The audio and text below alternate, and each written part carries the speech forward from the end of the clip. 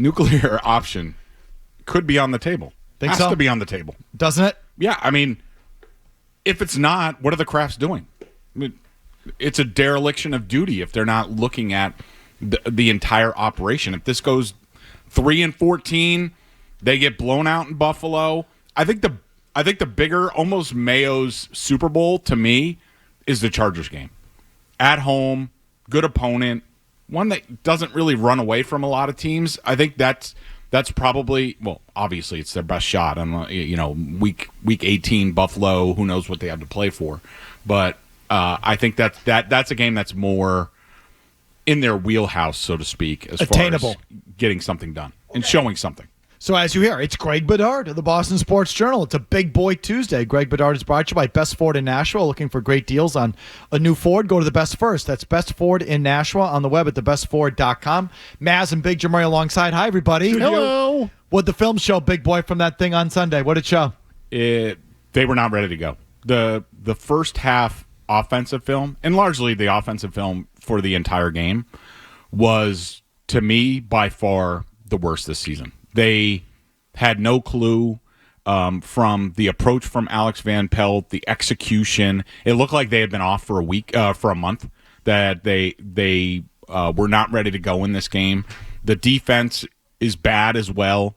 The tackling, the things that the Patriots used to be able to do, set the edge, run gap discipline, all that stuff. It's so far gone at this point. I didn't think it would erode this quickly. It was Sunday was as bad as you would think. I was surprised. I thought coming out of the bye, tighten some things up, look like a good operation coming out. You'd finally get a breather, maybe heal up a little bit. And to me, it was awful all the way around. So you write, there's an analogy, a pop culture analogy that you use, Greg. Why don't you, I don't know, I thought it was interesting. Go ahead. What is it? So I assume you mean the Succession well, what one, you wrote. I had another one. Yeah. Again, No, you had two of them. I got the Succession one. I Yeah. missed this. I had the Succession one. I got them both, actually, but go ahead. My thought coming out of this one from, the shots of the owners in the box, the to me, the worst part of everything was the on-field product. I thought it was terrible. And then Gerard in the postgame, Gerard the day after the game, walking things back, going on across the street, and it's a chuckle fest when you've lost 4 in a row and look as bad as you did. To me, it reminds me of Succession when Logan Roy tells his snot-nosed Nepo kids, I love you, but you're not serious people. At this point, this is not a serious football operation. It really is not.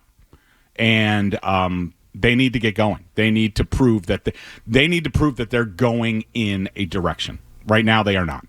And as you just said and wrote, are the Crafts going to do anything about it? Yeah, that's the big question. I think I know there's been some reporting since my report about how this wasn't being considered. It was never put. That's just not true. This has been contemplated at various points this season. Maybe not seriously, maybe not in depth, but has there been doubt? Absolutely. And I think depending, like I wrote, last week, if it's bad down the stretch, all things could be considered. Do you think the shot in the box of Jonathan and Robert kvetching about the play calling there, do you think that was indicative of I don't know what you're talking about. A sign of what you're sort of talking about. In my opinion, it looked like one of the owners of this team was very frustrated. The other one was sort of saddened by what it was seeing, confused about that it's at this point. I mean, I don't think many people ask for much, with a young, inexperienced first-year head coach. But what you were hoping for was the second half of the season, maybe the last month or something like that, you would start to see some upward progress of this team in some route. And to take a step back, when you're talking about Gerard Mayo specifically, there's 3 things that you thought were in his wheelhouse where he could show, all right, I'm checking those boxes, but maybe let's say on the offensive side of the ball that they just don't have enough talent or they're not there and they have a young quarterback. Okay. And we also don't expect much from Mayo himself, right, on that side of the ball. Right, exactly. But what you were expecting was show you're capable on defense. That's your side of the ball. We've heard you've been in charge of the room before, all that stuff. And with the injuries, I wouldn't expect them to stay ninth in DVOA, but be 15th, 16th, keep the team in games, things like that. So defense was number one. His ability in front of the media to put on a good public face for the organization. This is a guy who worked in media, who was in business. Like I said, who has been in the front of the defensive room, that we've heard he's been impressive doing that. Go out there and show well at the podium in the media as the face of the franchise. And the third one was change the culture around. Get the culture going in the right direction. To me, he has failed on all three of those fronts. And to me, that is the biggest indictment and why you would consider moving on from Mayo after 1 year. Greg, do you think, I know we touched on this a little last week, but do you think Robert and Jonathan are totally in sync on this? Or are they coming at it from different vantage points? I think they're coming at it from different vantage points. Now, do I know this for a fact? No. But my feeling is, and in my reporting, my feeling is that Robert is sentimental, totally, in Mayo's camp. And I think that Jonathan comes at it more pragmatically, analytically. And I think that he sees what a lot of people are seeing about what's going on. Like, is this the right direction for the franchise? Is it going to get better? How does it get better? Aside from, more talent, okay. Even if they have more talent, and they're going to have to bring in a lot of new people. Free agents, draft picks, who knows about coaches. Is that going to come together in year two? And is it going to be appreciably better? They might have a few more wins just with talent and Drake May, going into year two. But does that really mean that they're going in the right direction? Like, I would say akin to like a sports car, or you have a car. Say you put a new outside on it, get a new paint job. Does that really? But is the engine? What's the engine? Does the engine look any different, or does it just look different from the outside?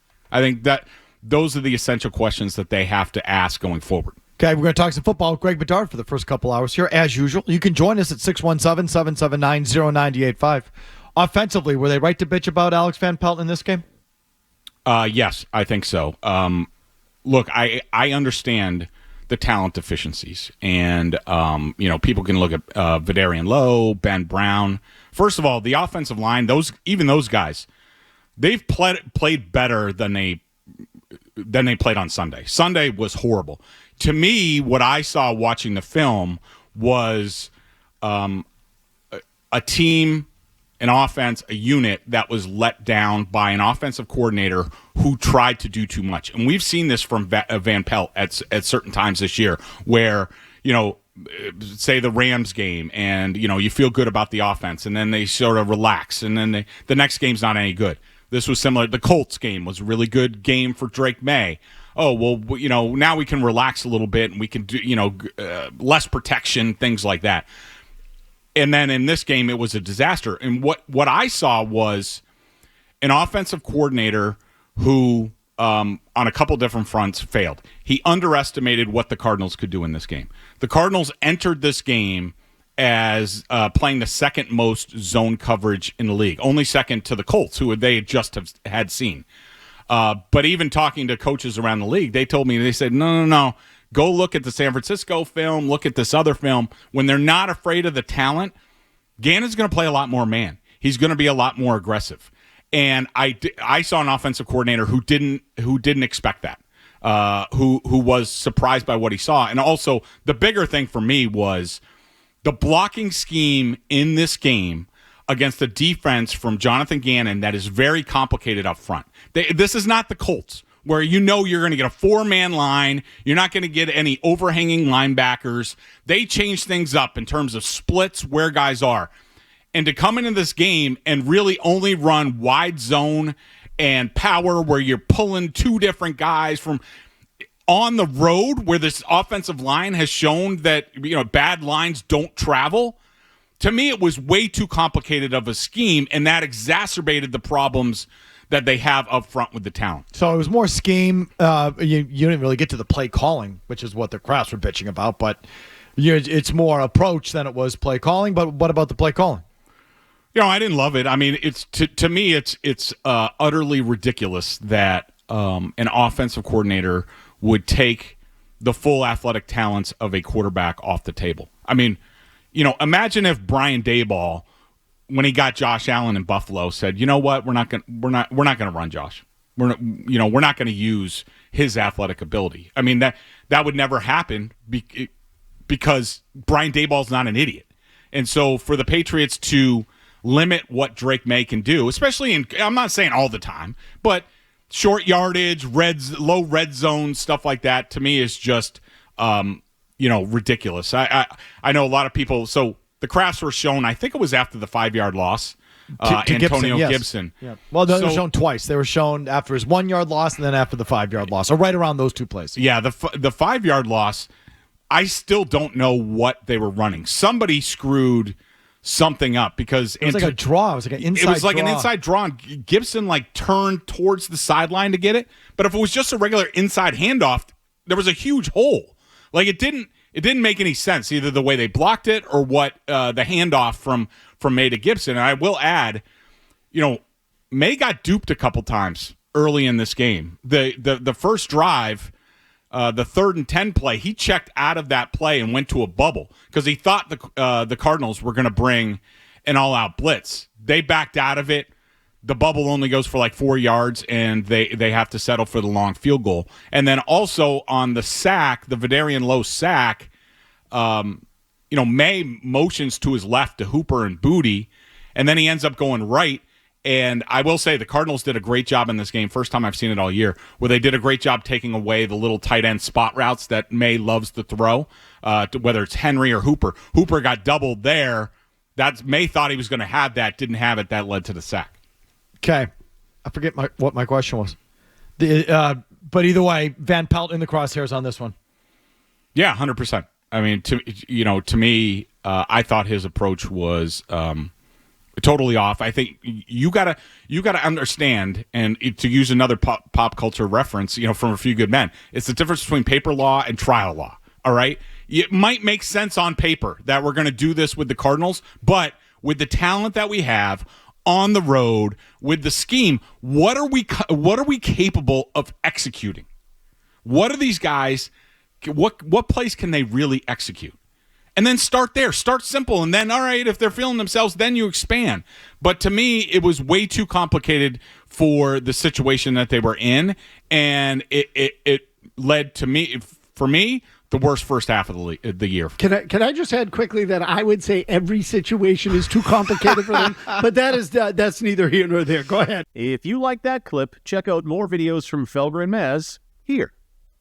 For more Patriots analysis and opinion, hit this playlist. And for all the latest from the Sports Hub, download the app at 985thesportshub.com.